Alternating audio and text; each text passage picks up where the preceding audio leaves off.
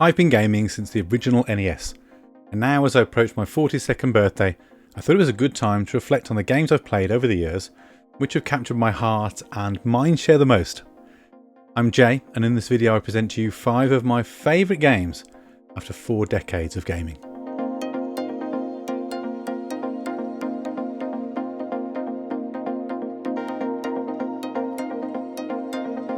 Before I start, I should throw in a few disclaimers. I am not saying these are the best games ever made. They certainly aren't bad at all.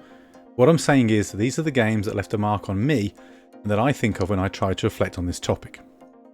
I may have forgotten about so many great experiences too, and I'm sure those who know me and watch this video will be quick to remind me of those. The 5 games I'm going to share created the gaming memories that come back first and hit the hardest when I think about games that left a mark. I'll also say there are consoles I didn't own back in the day, so I have blind spots. I never had the OG Xbox when it was relevant, or a Dreamcast, so those libraries are lost completely on me. I was late to the Mega Drive, which played second fiddle to the SNES in our house, and I also came to the OG PlayStation late in its life cycle. The games I've picked are not niche games or outliers either. These are pretty mainstream and I make no apologies for that, but I'd love to hear yours in the comments below.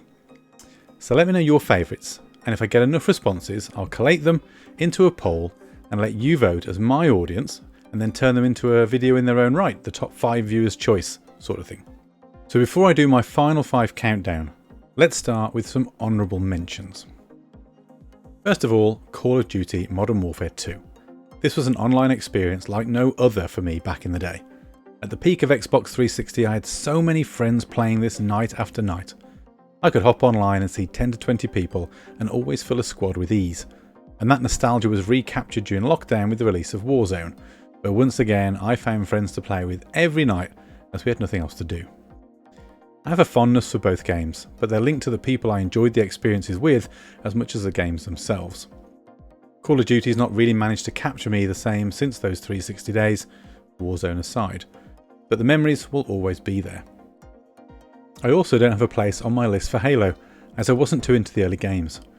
As I mentioned before, I never had the OG Xbox, so only played Halo sparingly at friends' houses. However, when I had my 360, I owned and loved Halo 3. The campaign was epic and felt grand in scale. Even if I didn't have the background from the stories from the first 2 games, its multiplayer was also incredible.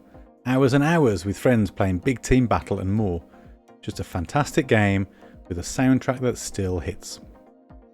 Then there were the multiplayer bangers on the N64, like Lilac Wars or Star Fox 64 for my American friends. Mario Kart 64 and the THQ wrestling games all deserve a special mention for the hours of my youth they stole while I passed controllers back and forth with friends. Then there's Final Fantasy VIII and X, which are my 2 often controversial picks for best entries in the series. I missed the hype on 7 as I didn't have a PlayStation at the time, but I loved the story and summons in 8. 9 wasn't my cup of tea, and then 10 was probably the one I played the most of and got closest to finishing. I rarely finish games, sadly. I also want to shout out the original video game Pin-Up, Lara Croft and Tomb Raider in its various forms, but probably most memorable for me were the opening levels of the original on the PC, which is how I played it back in the day. While on the subject of my childhood PC, Championship Manager and Football Manager were also massive games for me, but I couldn't select one as a standout or put it above my top picks. It's still responsible for taking many hours of my life, and I don't begrudge any of it. So many memories, and you may well be screaming at your screens by the end of the video with some of the omissions, but that's what makes this so much fun, right? So let's get into my top 5 by kicking off with number 5, which is The Legend of Zelda: The Ocarina of Time. I remember this game so fondly. I had it for Christmas the same year it was released, and I've got distinct memories of booting it up on Christmas Day and kicking off my adventures with Link. It was my first proper Zelda game, having never really played on an NES or SNES, and what a place to start, with what is still regarded by many as one of the greatest games of all time, if not a perfect game. I have an odd memory about its soundtrack though. It has iconic music, of which I am very familiar. However, my early playtime on that game had a different soundtrack, and to this day when I play the game or hear the album, I think of the other. And that album, somewhat randomly, was Fatboy Slim's debut album, You've Come a Long Way Baby. I had it that Christmas and played the album on my mini hi-fi in my room while starting my adventure with Link. It's an odd Christmas memory, but that game and that album are linked forever in my mind.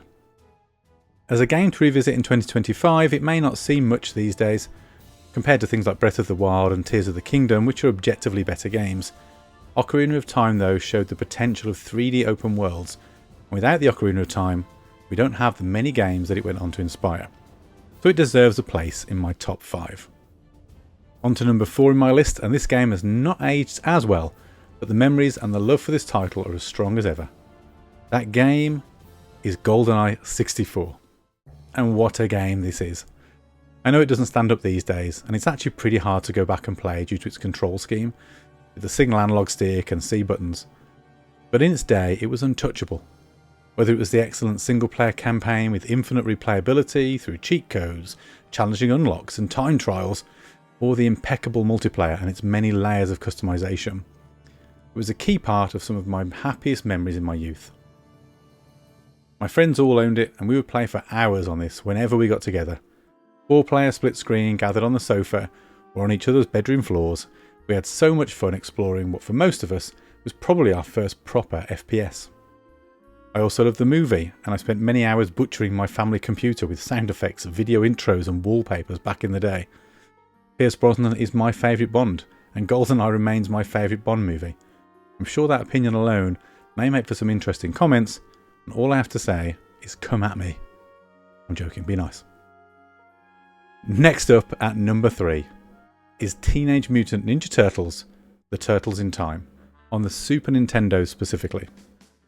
It's hard not to select this game in my top tier, as it's responsible for a lot of my retro collecting. Picking up the TMNT Arcade 1-Up cabinet a couple of years ago was one of the things that kick-started my collecting and got me back into retro games that I'd loved as a child. The Turtles is a franchise I hold dear, and still love today. Whether it was the 90s cartoon, which is still the best in my opinion, the action figures that inspire the many sewer systems I made from cardboard boxes in my childhood playroom, the video games on the NES, the SNES and beyond, and all of the movies and accompanying merchandise. They were inescapable as a kid, and I was hooked.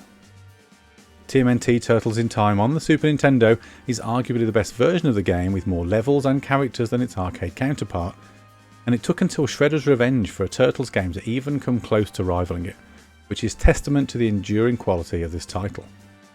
I played it to death as a kid and continue to go back to it now, even more so after buying the arcade cabinet, which has inspired my children with the love of the heroes in a half shell. We're getting closer to number 1, and long-time viewers will probably know what's coming, but let's get into number 2, which is Gears of War 1. I love the original Gears trilogy. To me, it was a perfectly told story across those original games, and it's a franchise I still don't feel needed more sequels. I'm grateful to have them to play, but they haven't really captured my imagination the way the first 3 games did. I think the studio behind it has lost their way a bit, but I'm hopeful that the prequel that's next up will deliver. You could argue that the gameplay and story of Gears 1 was bettered in Gears 2 and 3, with the addition of Horde mode, which I think peaked in Gears 3, so many hours with friends. I'd find it hard to argue that point, but Gears 1 was my jump off point. I wasn't a fan of competitive multiplayer in Gears because frankly I'm terrible at them, although I know for many they were so much fun. I was so invested in the story of that game, the world they built, which was developed further in the subsequent books. Gears 1 is a nice length, it doesn't outstay its welcome, it's perfect for revisiting as a time-poor adult. It's the shortest of the trilogy, but it's tight. It's comfort food for me. Such a great game, and with remastered versions on the Xbox One, we've got a more modern looking game to revisit. Whereas 2 and 3 sadly haven't had that treatment yet, I do hold out hope. Which leaves us with my number 1 game of all time, and I don't think this will surprise too many of you. Number 1 is Metal Gear Solid 2. Now, I'm sure that many of you will argue that the story of Metal Gear 1 is perhaps tighter and more compelling, and that Metal Gear Solid 3 Snake Eater may well be the industry darling. But to me, Metal Gear 2 was peak. I remember seeing the trailers which inspired my original PS2 purchase, and the long-standing desire to own that life-size Solid Snake you so often see behind me, the demo of the tanker level that came bundled in Zone of the Enders, was the only reason I bought that game. I can say without doubt that I played the demo for longer than I ever played the game it came with. The trailers blew my mind with graphics I couldn't imagine, and I can honestly say that at the time I couldn't see how graphics could get better. I think we've all had that moment and probably laugh at that now. Then there was the controversial post-tanker spoiler. Now, I'll give you a second to skip ahead if you don't want to hear this bit, although at this point you surely know of it. So 1, 2, 3. Okay, still here? Okay, so the moment I'm of course talking about was the switch to Raiden as the playable character for the rest of the game post-tanker.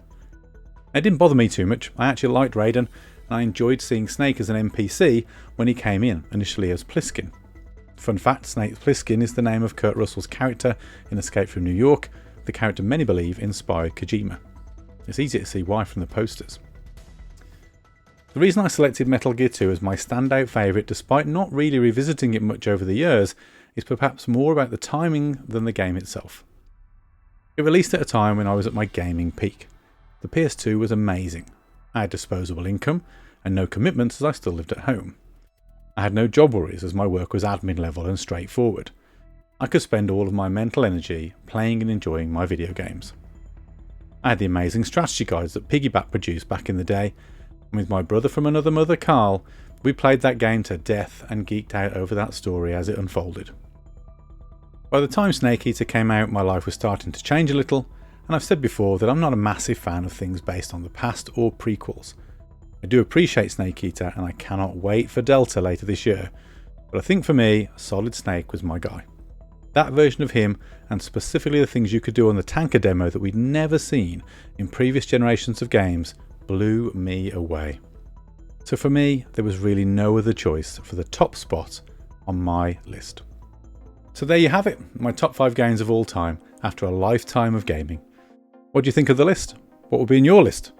Let me know in the comments, and I'll create a channel poll in the coming weeks to determine our viewers' choice top 5 games of all time. Thanks for watching. Please drop me a sub below if you haven't already, as it really helps the channel grow, and we're moving swiftly towards the first target of the year, which is 500 subs. Thank you to Keith for inspiring this video with a suggestion he made to me a few weeks back.